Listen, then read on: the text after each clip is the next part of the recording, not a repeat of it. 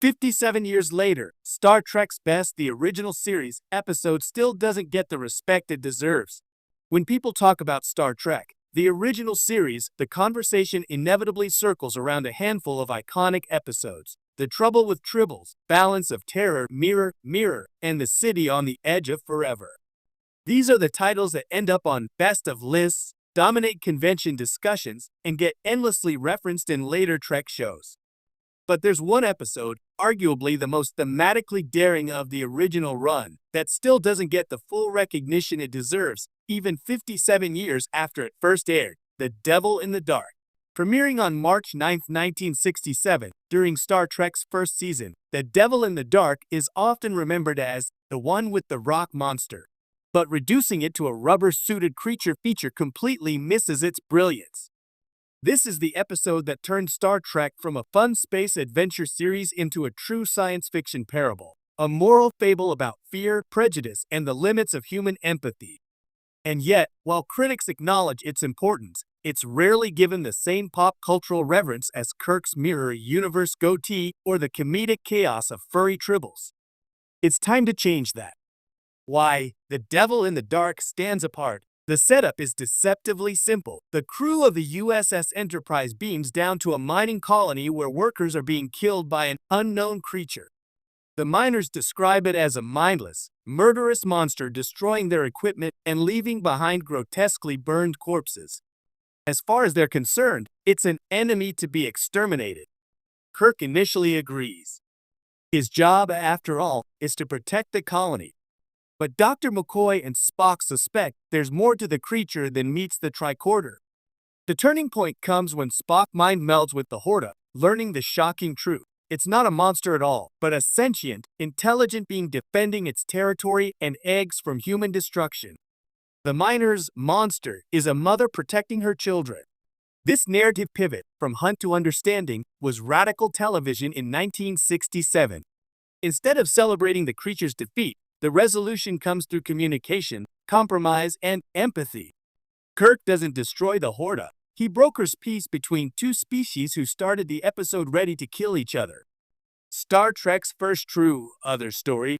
Star Trek had flirted with moral allegory before The Devil in the Dark, but most of the antagonists in Season 1 were either outright villains like the Romulans in Balance of Terror or non-sentient threats. The Horta was different. It challenged the audience's assumptions about what a monster is.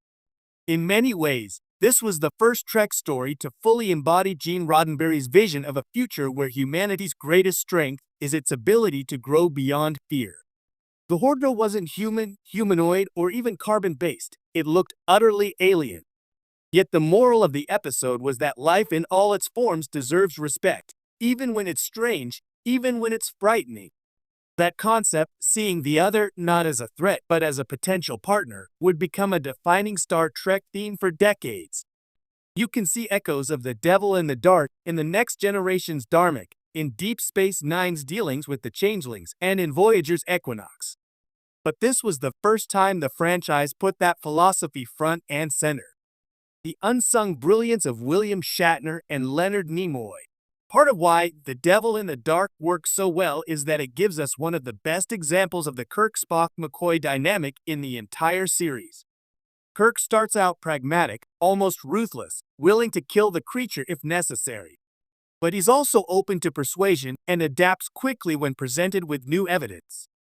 Spock is the voice of logic and empathy, arguing from the beginning that the Horta might be intelligent. His mind meld scene, delivered with genuine intensity despite hugging what looks like a bumpy foam carpet, remains one of Leonard Nimoy's finest moments. McCoy gets his own shining scene when he's asked to treat the Horta's wounds, leading to the delightfully exasperated line, "I'm a doctor, not a bricklayer." But his ability to improvise medical care for a silicon-based lifeform underlines the adaptability that Star Trek's heroes are supposed to embody. Shatner, Nimoy, and Kelly elevate what could have been a campy monster of the week script into something emotionally resonant. And that's no small feat, considering Shatner famously had to deliver heartfelt speeches while wearing protective goggles and speaking to what looked like a giant rock pancake. The real-world allegory. Like much of the best Star Trek, The Devil in the Dark was more than just entertainment. It aired during a period of immense social upheaval. 1967 was a year marked by the Vietnam War, civil rights struggles, and generational tension. The idea that the enemy might have a legitimate perspective was a subversive message for primetime television. The miners represent a familiar mindset: protect what's yours, fear what you don't understand, and assume the worst about the unfamiliar. The Horta represents the misunderstood other, those whose needs and perspectives have been ignored, whose actions are judged without context. By having Kirk choose diplomacy over destruction, the episode gently asked viewers to reconsider their own assumptions about who deserves empathy. That's a message that's as relevant in 2025 as it was in 1967. Why it still gets overlooked. Despite all its strengths, The Devil in the Dark doesn't get the same cultural spotlight as City on the Edge of Forever or Mirror, Mirror.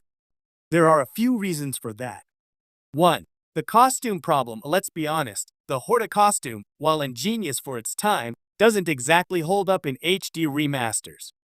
Modern audiences used to Star Trek Discovery's lavish alien designs might find it silly, which can undercut the emotional impact for first-time viewers. 2. No big franchise moments, it's a self-contained story. There's no introduction of a recurring villain, no famous alternate universe, no massive ship battle. It's quieter, more intimate, qualities that make it great drama, but less flashy for best-of-clip reels.